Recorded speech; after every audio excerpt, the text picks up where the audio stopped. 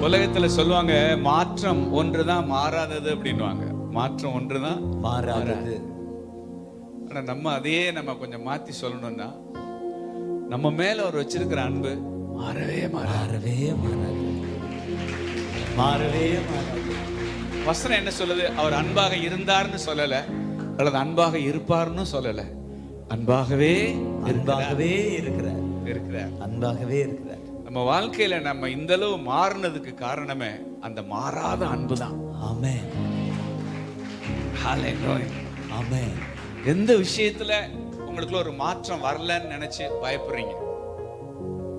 ஆண்டவர் சொல்றார், என் அன்பு மாறாதது, அதனால நீ மாறித்தான் ஆவ. மாறித்தான் ஆவ. அந்த அன்பு உன்னைய மாத்திரும். எபினேசரே, எபினேசரே, இந்நாள் வரை சுமந்தவரே. எபினேசரே, எபினேசரே, நினைவாய் இருப்பவரே. நன்றி நன்றி நன்றி.